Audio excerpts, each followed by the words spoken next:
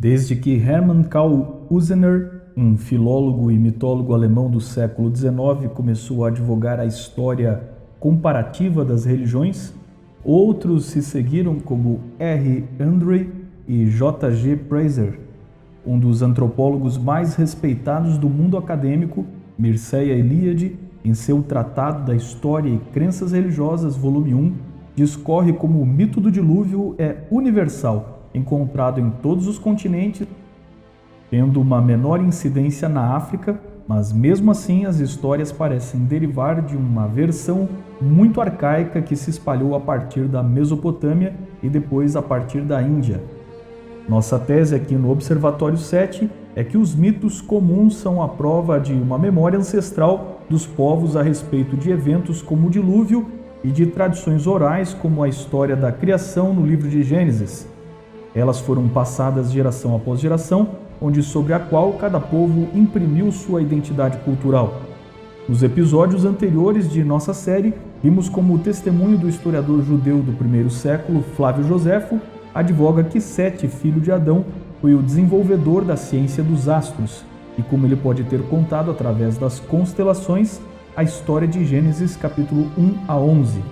Muito antes que houvesse a escrita, esta teria sido uma das formas de preservar a tradição oral que foi legada a Noé e após o dilúvio seus descendentes, os povos da Mesopotâmia, tomaram os personagens e constelações para seus deuses e signos da astrologia. Lembre que, para compreender este vídeo, você precisa ter assistido os episódios anteriores, antes do nosso vídeo explorando as constelações e como elas refletem a história do dilúvio. Por favor, inscreva-se no canal e acione o sino de notificações para receber os próximos vídeos da série Ancestrais. Lembre de conferir as descrições onde você encontra nossa bibliografia, links dos episódios anteriores e da série anterior. Curta, compartilhe e venha conosco!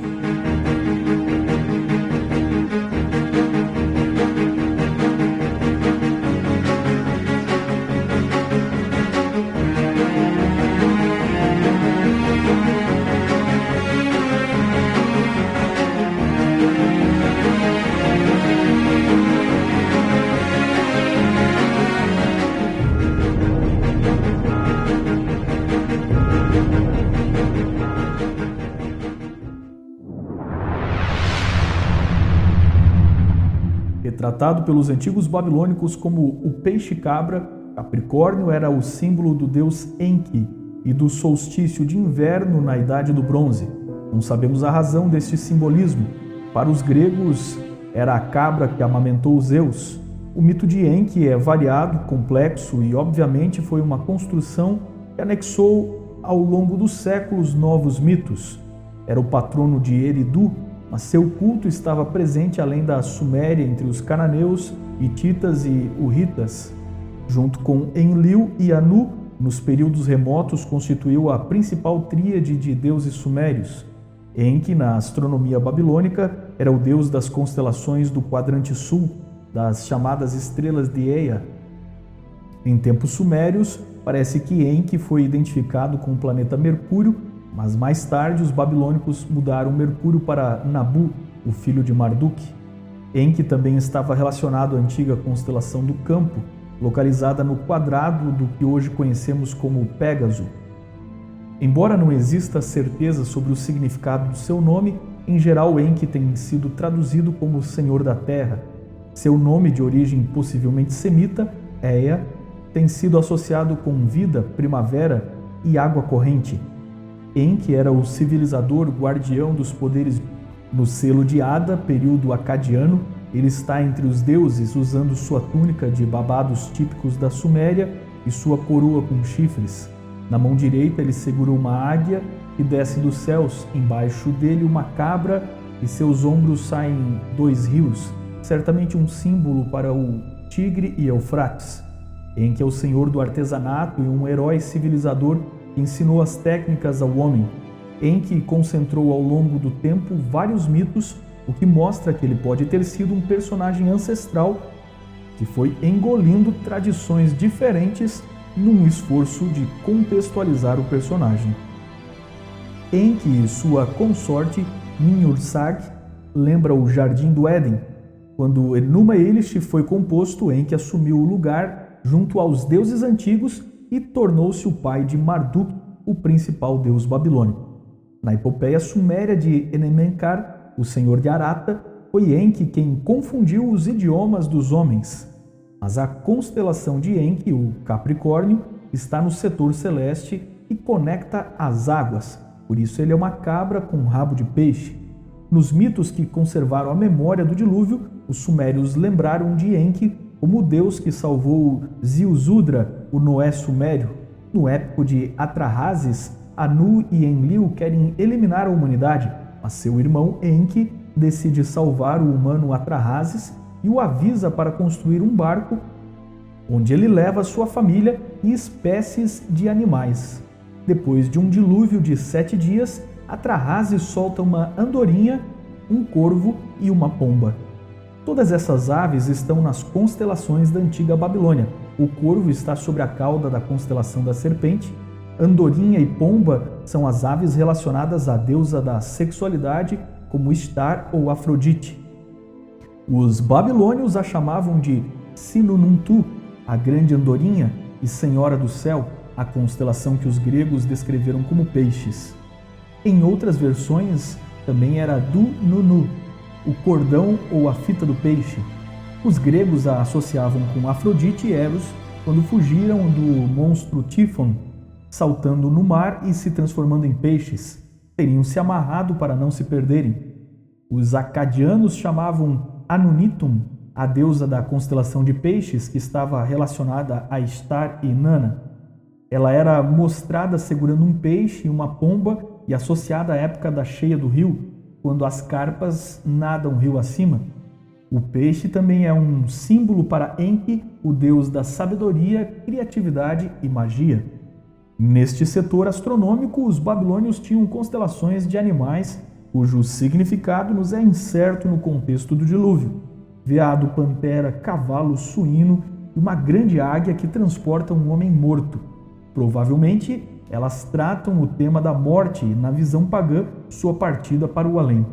Como estão próximas à constelação do campo, podem estar relacionadas à reconstrução após o dilúvio, já que entre elas está a constelação que os babilônios chamaram de arco-íris, um símbolo de sorte para eles e um símbolo de aliança entre Deus e o homem no monoteísmo e na história do dilúvio do livro de Gênesis.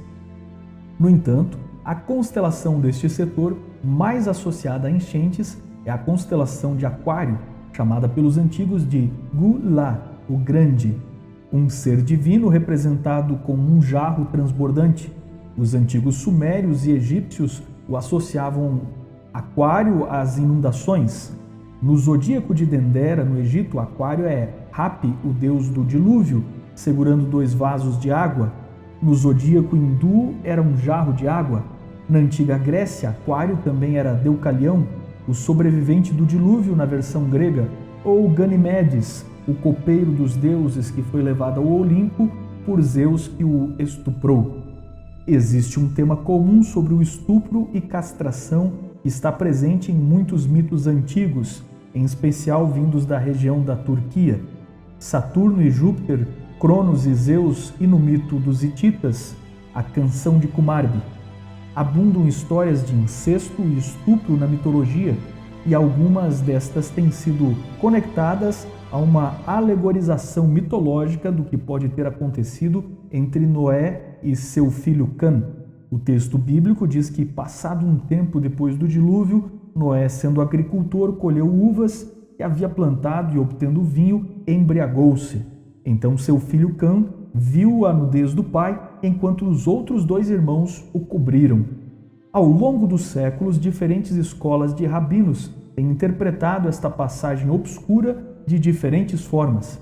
As hipóteses são: número 1, Cã apenas viu seu pai nu e fez piada de seu estado vergonhoso, mostrando toda a sua irreverência por seu pai, coisa que não era pequena no mundo oriental. Número 2, Cã castrou seu pai, dando origem aos mitos do filho que se rebela contra o pai e o castra, privando do símbolo do seu poder e virilidade. Número 3, Cã violentou seu próprio pai enquanto estava bêbado e este, despertando, se enfureceu com o filho. Número 4. Cã possuiu a mulher de seu pai, que seria sua mãe ou madrasta, e o fruto disso seria Canaã, seu filho incestuoso, e por isso a maldição de Noé cai sobre o filho de Cã, ou seja, a maldição não quer dizer que Noé desejava o mal da criança, quer dizer que Noé estava predizendo que uma criança com tal história cresceria com uma vida triste por ser o fruto de algo que separou sua família. Intérpretes desta última possibilidade têm usado o texto de Levíticos 18, verso 8: não descobrirás a nudez da mulher de teu pai, é nudez de teu pai. Mas qualquer que seja a interpretação correta, isso parece indicar uma ruptura entre Noé e seu filho Cã, a razão pela qual as lendas do dilúvio são pouco conhecidas entre as nações derivadas de Cã. Por outro lado, não é difícil reconhecer a memória de Noé e do dilúvio nas constelações próximas ao Aquário. Se nossas hipóteses estão corretas e o conhecimento das constelações veio dos antediluvianos através de Noé, e os sumérios transformaram a história em mito e criaram a astrologia, é de se esperar que haja um personagem como Nimrod entre as constelações. Nimrod, o criador do paganismo, teria dado sua contribuição e deveríamos encontrar algo no zodíaco que lhe fizesse justiça. Os sumérios chamavam esta constelação de Pabilsag, o antepassado, o chefe ancestral. Os babilônios o identificavam como um deus Nergal, um centauro que disparava uma flecha. Geralmente tinha asas e tinha duas cabeças, às vezes uma de pantera, outra humana, bem como um ferrão de escorpião no lugar de sua cauda de cavalo. O fato de ser um homem a cavalo pode significar que é o ancestral caçador com seu arco e o domador, domesticador dos cavalos. Um civilizador. Para os gregos, o centauro era Quiron, um centauro filho de Cronos, mas como existe uma outra constelação exclusiva do centauro, outra versão diz que ele era o sátiro Crotos, filho de Pan, que caçava a cavalo e foi inventor do arco. Qualquer que seja, a mitologia de Pabilsag também se confundiu com o deus Ninurta, um protótipo dos deuses messiânicos e um arquétipo do personagem concebido por Nimrod para si mesmo como herói civilizador. Até aqui discorremos sobre a origem das constelações atreladas aos mitos do Antigo Oriente, Grécia e Egito. Mas é evidente que todas elas encontram semelhanças e diferenças da história em Gênesis capítulo 1 a capítulo 11. Estamos falando de uma fonte comum da tradição oral. Caso os hebreus tivessem copiado sua versão dos povos da Babilônia e Suméria, teriam copiado seus mitos. Embora existam semelhanças, as diferenças do dilúvio bíblico para os dilúvios dos mitos garantem que sua história não foi copiada, mas representam diferentes cosmovisões da mesma história. Enquanto para pagãos o dilúvio era o símbolo da crueldade dos deuses, de sua impaciência, para os hebreus o dilúvio era símbolo da justiça de Deus e de sua forma de salvar quem queria ser salvo. Por outro lado, se reconhecermos que a Bíblia copiou dos sumérios, estamos admitindo que todos concordavam com uma história comum, mas os hebreus foram capazes de deixar de lado a idolatria e selecionar aquilo que era útil da história. Existe um desespero no mundo moderno para determinar o dilúvio como um mito, pois se a Bíblia for verdadeira, tais homens sentir-se-ão em dívida com o Deus da Bíblia e terão que submeter-se a este Deus. Se o dilúvio for verdadeiro, toda a compreensão da história humana precisa ser revista.